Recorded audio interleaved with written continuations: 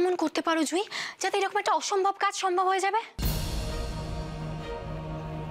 জুই চুপ করে থেকো না, বলো।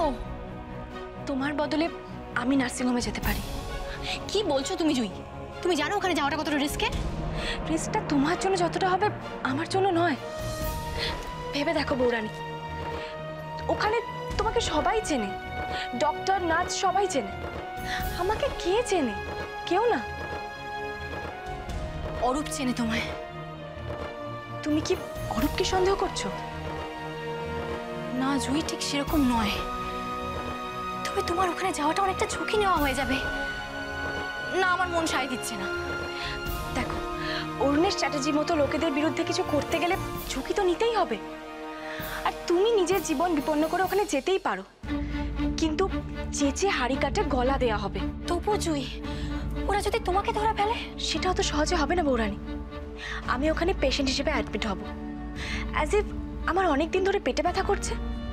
তাহলে কথাটা তুমি খারাপ বলোনি জুই, কিন্তু তুমি আমাকে এতটুকু ভরসা করতে পারছো না? এটা ভরসার ব্যাপার নয় জুই। তোমার ইচ্ছে ক্ষমতা কোনোটার ওপরই আমার কোনো সন্দেহ নেই, তবে তোমাকে নিয়ে আমি এত বড় ঝুঁকি নিতে পারবো না। কি আর হবে? জীবনটা নিয়ে আর কি করব?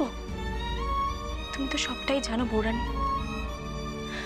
আমার জীবনটা অনেকটা কাগজের ফুলের মতো, রং আছে তবু গন্ধ নেই। এরকম করে বলো না জুই। কেন বলবো না? একটা ধর্ষিতা মেয়েকে বিয়ে করে এনে তোমাদের মামা আমাকে স্বীকৃতি দিল, কিন্তু মন থেকে কখনো আমাকে স্ত্রী হিসেবে মানতে পেরেছে? তুমি জানো না জুই, মহেশ মামা তোমাকে কতটা ভালোবাসেন। না না, সেটা নিয়ে আমি কিছু বলতে চাই না। উনি একজন মহৎ মানুষ, আর উনি আমাকে অনেক ভালোবাসেন। এই সংসারে আমাকে যেটুকু সম্মান দিয়েছে, তারপর আর আমার ওনাকে নিয়ে কিছু বলাটা শোভা পায় না। সত্যি ভোরানি, আমার আর কোনো অভাব অভিযোগ নেই। উনি আমাকে অভিযোগ করার জায়গাই দেননি। তাহলে তবুও তো আমি একজন মেয়ে বৌরানী, আমারও তো শখ আহ্লাদ আছে। সময়ের সাথে সাথে সবকিছু জলাঞ্জলি গেছে। আমার এই জীবনটা কি মানে বলতে পারো বৌরানী? তুমি কখনো মহেশ মামার সঙ্গে এসব নিয়ে কথা বলেছো? না না, এসব কিছু বলার আমার ক্ষমতা হয়নি।